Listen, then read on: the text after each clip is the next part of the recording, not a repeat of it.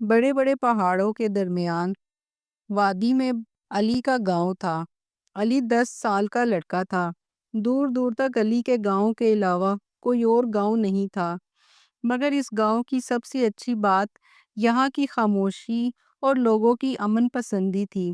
اس خاموشی کو منتشر کرنے والی صرف ایک ہی چیز تھی، وہ تھی ایک شوریدہ ندی جو پہاڑوں سے بہت تیزی سے چھینٹے اڑاتی، لہراتی، بل کھاتی عین گاؤں کے درمیان سے گزرتی تھی۔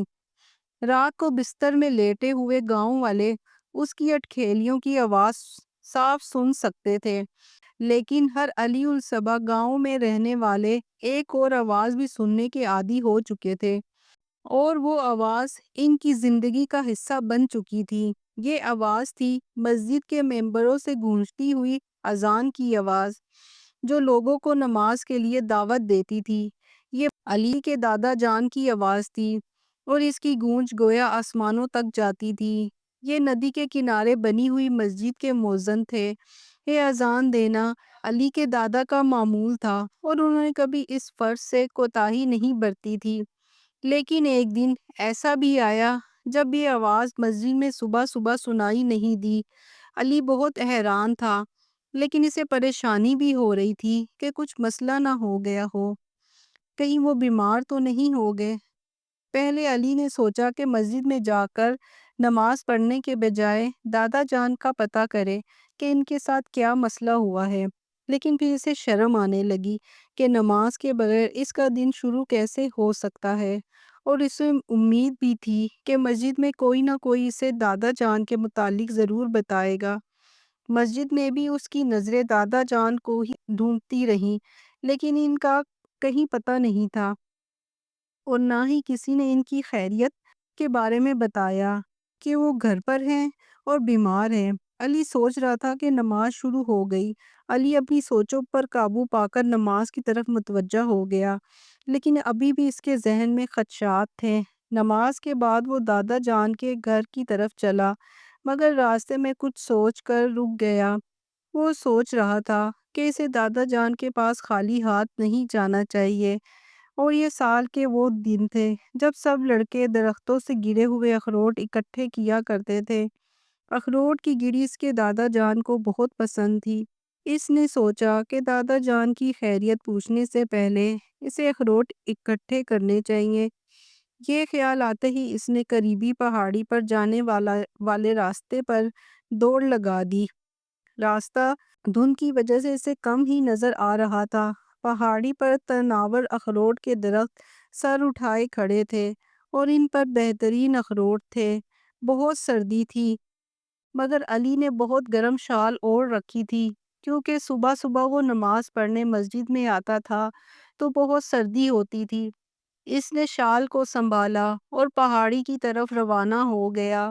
وہ سارا راستہ یہی سوچتا رہا کہ دادا جان اخروٹ بہت پسند کریں گے، لیکن اس سے پہلے مسئلہ انہیں چننے کا تھا۔ اخروٹ کے خول بہت سخت ہوتے ہیں، مگر ان کے دادا ان خولوں کو پیس کر دوا بناتے تھے جو پورے گاؤں میں مشہور تھی۔ وہ سوچ رہا تھا کہ اخروٹوں کی گری وہ خود کھائیں گے اور دوائی بیچ کر روپے بھی کما لیں گے، اور اسے بہت زیادہ اخروٹ مل گئے تو ان سے کتنی دوائی بنے گی اور کتنے روپے کمائے جا سکیں گے۔ ظاہر ہے دادا جان اخروٹوں کو پا کر اتنے خوش ہوں گے کہ فوراً صحت یاب ہو جائیں گے۔ پھر اس نے اخروٹوں کی نسبت سے روپوں کا اندازہ لگانے کی کوشش شروع کر دی۔ وہ دوڑتا بھی رہا اور انگلیوں پر حساب کرتا بھی رہا، مگر ہر دفعہ بھول جاتا۔ وہ ابھی صرف چوتھی جماعت کا طالب علم تھا، اسے حساب میں غلطی ہو سکتی تھی، مگر وہ بخوبی جانتا تھا کہ وہ دادا جان کو کیسے خوش کر سکتا ہے۔ علی خوشی خوشی دوڑ رہا تھا، لیکن اچانک ایک خیال ذہن میں آنے سے اسے رکنا پڑا۔ اس نے سوچا کہ یہ نہ ہو کہ اس کی پہاڑی پر پہنچنے سے پہلے ہی گاؤں کے دوسرے لڑکے اخروٹوں تک پہنچ جائے اور اس سے پہلے ہی اخروٹ چن لیں جو رات کو زمین پر گرے ہوئے ہوں گے۔ یہ سوچ کر اس نے اپنی رفتار مزید تیز کر دی۔ وہ جیسے ہی بالکل پہاڑی کے نیچے پہنچا تو سورج طلوع ہونا شروع ہو گیا، جس سے شفق کی لالی پورے آسمان پر پھیل گئی۔ وہ پہاڑی کے اوپر جانے والا راستہ تیزی سے عبور کرتا رہا۔ راستے میں اسے لومڑی کے بچے ادھر ادھر مٹر گشت کرتے ہوئے ملے۔ وہ بھی اس سے خائف ہو کر اپنے اپنے میں گھس گئے جہاں اب انہیں سارا دن سونا تھا۔ پہاڑی کے اوپر چڑھ کر وہ سانس لینے کے لیے رکا۔ اس کی خوشی اور اطمینان کی انتہا نہیں تھی جب اس نے دیکھا کہ وہ پہلا لڑکا ہے جو پہاڑی پر چڑھا ہے۔ ابھی دور دور تک کوئی اور شخص نظر نہیں آ رہا تھا۔ اخروٹوں کے درختوں کے نیچے گرے ہوئے اخروٹ خاصی تعداد میں پڑے ہوئے تھے۔ ساری رات بڑی تیز اور سرد ہوا چلتی رہی تھی جس کی وجہ سے درختوں سے زیادہ اخروٹ گرے۔ علی نے انہیں اپنی شال میں جمع کرنے لگا۔ اسے شال گندی ہونے کا افسوس تھا مگر ارادہ تھا کہ گھر جا کر وہ اسے دھو لے گا۔ پھر اچانک اس نے کچھ لڑکوں کے بولنے کی آوازیں سنی۔ وہ پہاڑی کے اوپر آ رہے تھے۔ اسے سمجھ آ گئی کہ گاؤں کے دوسرے لڑکے ہیں جو اخروٹ اکٹھے کرنے آئے ہیں۔ اس نے سوچا کہ اگر انہوں نے مجھے دیکھ لیا کہ میں انہیں بتائے بغیر اکیلا ہی اخروٹ لینے آ گیا ہوں اور انہیں پتہ چلا کہ میں نے اخروٹ اکٹھے بھی کر لیے ہیں تو ہو سکتا ہے وہ مجھ سے اخروٹ چھین لے اور یہ میری بڑی خوش قسمتی ہوگی کہ اگر وہ میری ٹھکائی نہیں کریں گے۔ اس کے پاس ایک ہی چارہ تھا کہ وہ لڑکوں کے اوپر آنے سے پہلے کہیں ادھر ادھر ہو جائے اور پھر ایک قریبی پتھر کے قریب چھپ گیا۔ اسے وہیں چھپے خاصی دیر ہو گئی اور وہ دعا مانگتا رہا کہ وہ اسے دیکھ نہ لے۔ وہ 5 لڑکے تھے جو چوٹی پر پہنچے اور وہ سبھی عمر میں اس سے بڑے تھے۔ لڑکوں نے درخت کے نیچے دیکھا تو پریشان ہو گئے۔ ایک بھی اخروٹ نیچے گرا ہوا نہیں تھا۔ وہ ایک دوسرے سے دیر سے آنے پر افسوس کر رہے تھے۔ انہیں افسوس تھا کہ انہوں نے اتنا فاصلہ بھی طے کیا اور پھر بھی ان کے ہاتھ کچھ نہیں آیا۔ وہ سوچ رہے تھے آخر کون ان سے پہلے یہاں آ سکتا ہے۔ تب سب کے منہ سے علی کا نام نکلا۔ سب کو معلوم تھا کہ وہ سب سے جلدی مسجد میں آتا ہے۔ ادھر علی سانس روکے پتھر کے پیچھے چھپا بیٹھا تھا۔ ایک جگہ لڑکوں نے علی کے جوتوں کے نشان بھی زمین پر دیکھے تو انہیں یقین ہو گیا کہ وہی سارے اخروٹ اکٹھے کر کے لے گیا ہے۔ ایک لڑکے نے مشورہ دیا کہ ابھی وہ زیادہ دور نہیں گیا ہوگا، ہم راستے میں ہی اس سے اخروٹ چھین سکتے ہیں۔ لیکن سب سے بڑے لڑکے نے اسے یہ کہہ کر شرمندہ کر دیا کہ علی ہم سب سے پہلے جا کر مسجد میں نماز پڑھنے آتا ہے۔ اس وقت ہم ابھی بستر پر پڑے سو رہے ہوتے ہیں۔ یہ اخروٹ اس کا حق ہے۔ اگر ہمیں بھی اخروٹ چاہیے تو ہمیں چاہیے کہ ہم بھی صبح سویرے اٹھیں بجائے اس کے کہ ہم اس سے اخروٹ چھیننے کا سوچیں۔ پھر وہ بولنا بند ہو گئے اور خاموشی سے پہاڑی سے اترنے لگے۔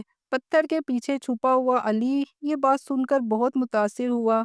ایک طرف تو وہ اللہ کا شکر ادا کر رہا تھا کہ انہوں نے اسے نہیں دیکھا اور دوسری طرف اسے لڑکوں سے ہمدردی بھی تھی کیونکہ وہ مایوس ہو کر لوٹ رہے تھے۔ آخر اس سے رہا نہیں گیا۔ وہ پتھر کے پیچھے سے نکلا اور لڑکوں کو آواز دے کر اپنی طرف متوجہ کرنے لگا۔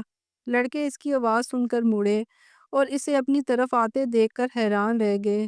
علی ان کے قریب پہنچ کر ان سے معذرت کرنے لگا کہ اس نے سارے اخروٹ خود ہی اکٹھے کر لیے۔ وہ چاہتا تھا کہ اچھے دوستوں کی طرح وہ یہ اخروٹ بانٹ لے، لیکن بڑے لڑکے نے علی کو شکریہ کہتے ہوئے منع کیا اور کہا کہ یہ تمہارے اخروٹ ہیں۔ لیکن علی نے محبت سے بڑے لڑکے کا ہاتھ تھاما اور اسے بتایا کہ اس کے دادا جان نے صبح نماز کے لیے اذان نہیں دی تو وہ ان کے لیے اخروٹ لے کر جا رہا تھا، لیکن اسے امید ہے کہ وہ صرف اس کے حصے سے بھی خوش ہو جائیں گے۔ ایک لڑکے نے یہ بات سن کر علی کو بتایا کہ صبح اس کے دادا جان گاؤں کے کسی آدمی کو ملے تھے، انہیں سردی سے بخار ہے، لیکن وہ کہہ رہے تھے کہ وہ 2 یا 1 دن میں ٹھیک ہو کر مسجد میں آ جائیں گے۔ تب اچانک بڑا لڑکا بولا یہ ٹھیک ہے تو پھر ہم سب یہ اخروٹ بانٹ لیتے ہیں اور سبھی جا کر اپنا اپنا حصہ دادا جان کو دیتے ہیں۔ تب وہ خوش ہو کر جلدی سے صحت یاب ہو جائیں گے اور ہم ان کی خوبصورت اذان کی آواز دوبارہ وادی میں گونجتی ہوئی سنیں گے۔ یہ فیصلہ کرنے کے بعد تمام لڑکے ایک دوسرے کو چھیڑتے کچھ گپیاں مارتے پہاڑی سے نیچے اترنے لگے۔ موسم بھی اب صاف ہو گیا تھا، دھند چھٹ گئی تھی اور ان سب لڑکوں کا رخ علی کے دادا کے گھر کی طرف تھا۔